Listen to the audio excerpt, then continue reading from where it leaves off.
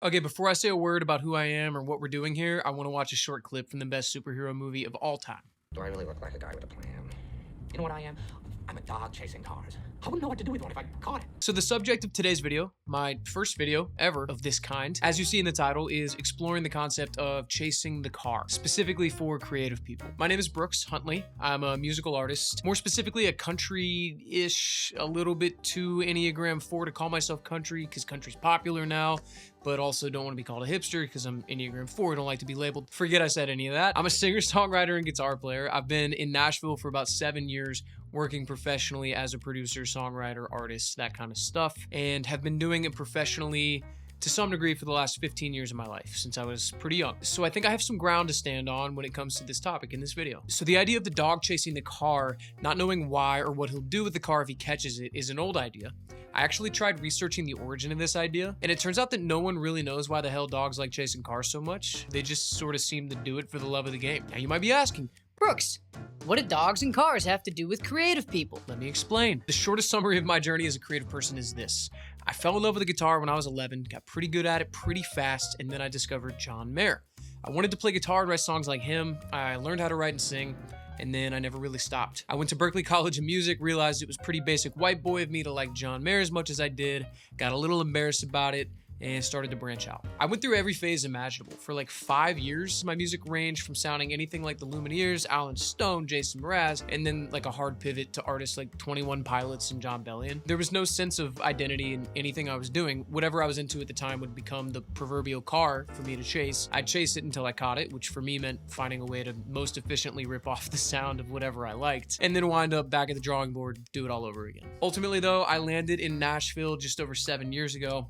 Obviously, a country music town. Country music has gone through like 5 or 6 different trendy sounds even since I've moved here. When I got here, it was the snap track, like Bro Country, Dustin Lynch, Sam Hunt, Florida Georgia Line, and such. And then it was the meteoric rise of Morgan Wallen, who I affectionately refer to as Nickelback Country. I love Morgan Wallen, don't get mad at me for telling the truth. And then it was rootsy Americana artists like Zach Bryan and Tyler Childers that started to get popular. Now it's neo-90s country like Zach Top, who I fully expect to usher in like a year or two of Zach Top clones everywhere. Year after year, I've watched damn near every artist I know in Nashville and songwriter just chase trend after trend after trend to very little success for most of them. So we used to categorize trends and cultural changes by decades, you know, like the 60s, the 70s, the 80s. They all had like very distinct identities. And now it seems like things change pretty radically every like 18 to 24 months. It's like way faster than it used to be. So going back to the car analogy, chasing trends 20, 30 years ago was like chasing a horse in a buggy. Now it's like chasing a Ferrari. It's never made less sense to try and chase a cultural trend. They move too fast, like way too fast. So with all this in mind, I started wondering,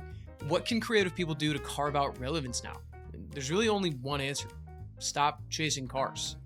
Start building one. Seems like a really simple idea, but the more I thought about it, the more I realized how one-for-one this analogy really is. It's an incredibly difficult and time-consuming thing to build a car. I've not met many people that have done it. Just learning how to do it requires months and months of just accumulating knowledge before you can even start. Then it requires a pretty substantial financial resource and backing to buy all the materials you need to build it after you know how to do it. Then it requires years of work to put it all together, make a drivable car, and then make it competitive so that it drives faster and handles better than other people's cars. From start to finish, building a car of your own takes years and years and years of your time and thousands upon thousands upon thousands of dollars of your money to maybe have a chance at being competitive. But once you build it, it is your car, one of one. You could, of course, convince a bank to give you a loan to buy a car to drive. That car would be a hell of a lot easier to get than learning to build one, and you would certainly speed up the process of having a competitive, drivable car, but the car would not be yours. It would be the bank's. It's also not one of one. Someone else is out there driving the same car you are, some standard production line vehicle that'll get replaced by a newer, cooler one before you even finish paying off the one that you just got. Building a creative identity is the exact same thing. It requires years of learning how to understand the craft, then years of learning how to actually practice the craft, and then thousands of dollars to invest in the tools and resources necessary to produce your art. Then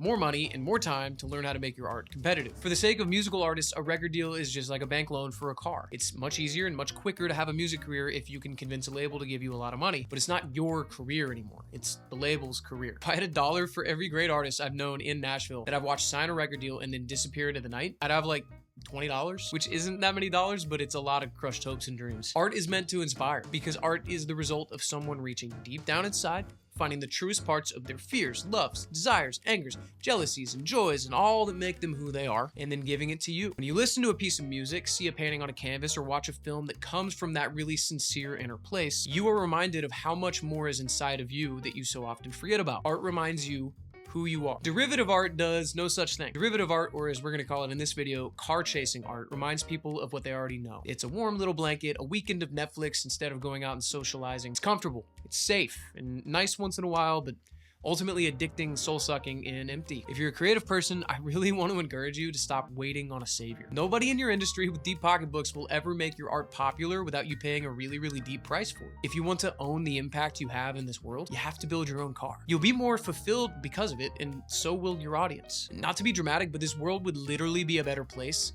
if you started creating for the sake of genuine expression of your innermost being, instead of creating for the sake of being noticed or able to monetize. There's nothing wrong with making money or being noticed for your art. Let that be a result of your effort, not the reason for it. Anyways, thanks for watching today. I'm excited about this new concept and making more YouTube video essays like this, creative stuff, and whatever else comes to my mind. I like writing about things like this, and this is just writing with extra steps. If you enjoyed this even a little bit, go ahead, hit that subscribe button, hit the notification bell, whatever other bullshit YouTubers ask you to do. I'm still figuring this out. Hit that subscribe button. He's a kinky little guy. He likes being hit. Do it for him, not for me. Okay? Okay, cool. That's enough. Sorry, Mom. Bye.